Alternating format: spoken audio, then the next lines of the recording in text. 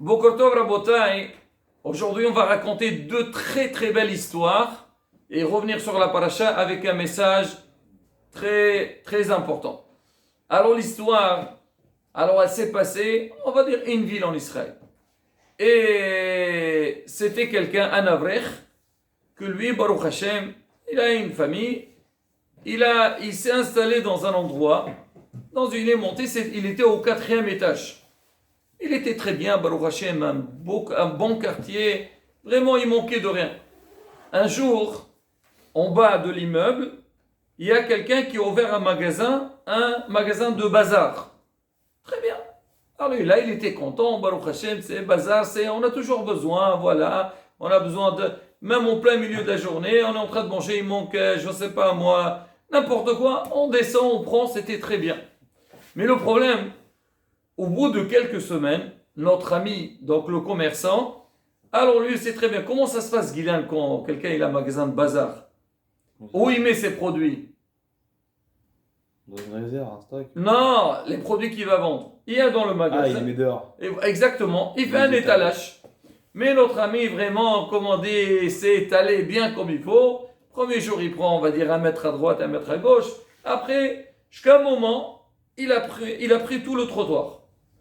Et ce monsieur-là, l'avraire qui vient d'arriver, il a vu que ça devient compliqué pour entrer chez lui à la maison, à l'immeuble. Pour entrer, il faut passer par là, il y a les clients, et des fois, et il n'en pouvait plus, c'est compliqué. Des fois, il vient avec les enfants, avec Al-Ba'agala Ouzman Qarib, donc c'est pas évident.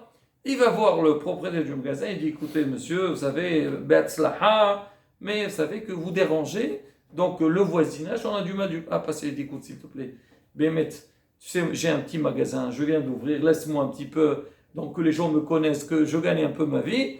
Et on verra après, j'agrandirai mon magasin et il n'y aura plus de problème. Ah, il n'a rien dit. Mais il voit que ça devient un problème sérieux. Il a dit, moi la vérité, je vais appeler la mairie, je vais leur dire qu'ils viennent, il lui déballe tout, comme ça, il nous laisse tranquille. Après, il a dit non. Moi la vérité, avant d'aller de me plaindre, je vais aller voir mon rab, je lui demande conseil. Est-ce que je l'attaque en justice ou pas? Il est parti voir le rab, il lui raconte l'histoire, le rab il dit, écoute, tu es dans la vie, il faut apprendre à céder. Il faut être indulgent dans la vie.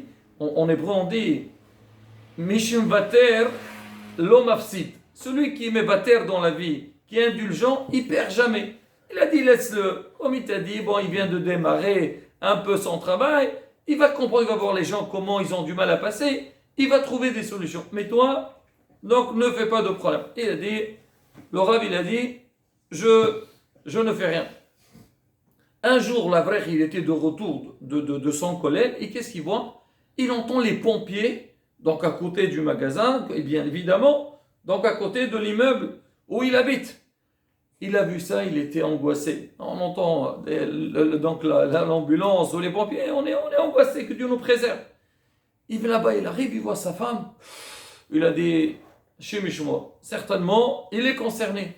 Sa femme lui dit, tu sais, il y a eu un miracle aujourd'hui, un miracle. Il a dit qu'un miracle.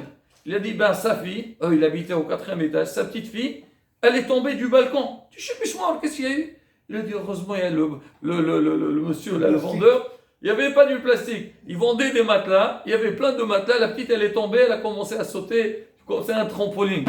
Il a dit, oh là là. Il a dit, regarde comment, dans la vie, l'homme, il aimait Vater, il a cédé. Encore une fois, comme on dit avec Behokhma, il a cédé comment, grâce à ça, sa fille, elle a été sauvée. Dis-moi, monsieur Pérez, est-ce que dans cette histoire, il y a eu seulement cette histoire de céder ou il y a autre chose à apprendre de cette histoire? C'est-à-dire le monsieur, d'accord, il a cédé, et grâce à ça, donc, sa fille, elle a été sauvée. Il y a autre chose dans l'histoire. Shmuel, Aharon, est-ce qu'il y a autre chose qu'on apprend de cette histoire ou pas? Allez, raconte. Hein? Écoutez, c'est un Et après que ça, Hazak ou Baruch. Ce monsieur-là, à la base, qu'est-ce que lui pensait faire? Il pensait l'attaquer. Il est parti voir le Rav. Le Rav lui a dit, sois indulgent. Tu as vu, le fait qu'il a écouté son... Un autre dit, le Rav, il rêve, qui vient habiter chez moi, il va voir comment lui aussi va souffrir. Non, le Rav, il a dit, je fais ce que le Rav, il a dit. Et le fait qu'on en dit, tu écoutes les rabbanim, on écoute nos hachamim, on a une bracha. Et on va raconter une histoire sur ça.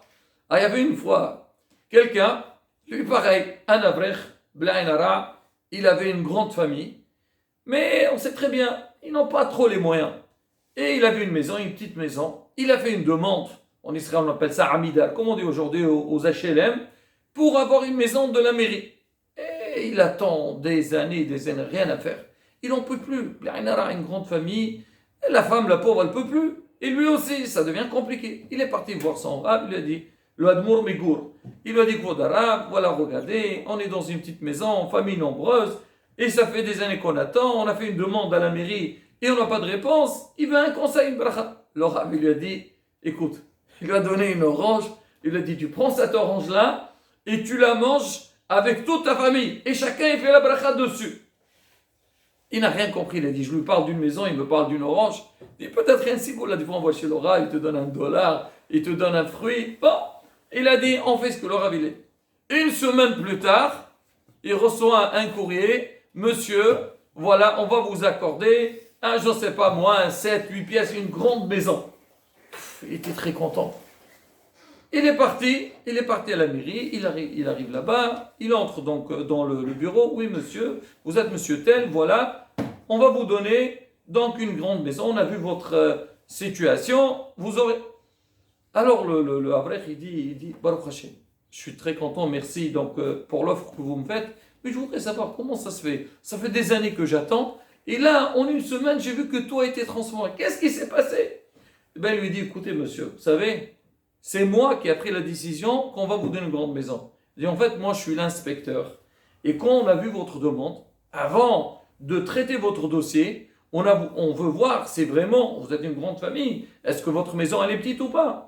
Alors je suis venu donc chez vous pour faire la visite. Mais le jour que je suis arrivé, j'ai entendu un grand bruit à la maison. J'ai dit, ça se fait pas d'entrer comme ça, il y a du bruit. On attend qu'il y ait le silence et j'entre gentiment. Et qu'est-ce que j'entendais? J'entendais que vous étiez avec votre ami, vous avez dit à toute la famille, allez venez, voilà on a une orange, on va la partager sur 12, que chacun y prenne un morceau, il fait la bracha dessus. J'ai dit quoi? Une famille de 12 personnes, ils vont manger une orange pour manger. Les pauvres, ils sont tellement pauvres, ces gens-là. Alors, j'ai pas besoin de vérifier ça et j'ai tout vu. Je suis rentré à la maison, ils sont en place. Je vous ai signé la plus grande maison que j'ai trouvée. Il y a les psahat qu'on commandait.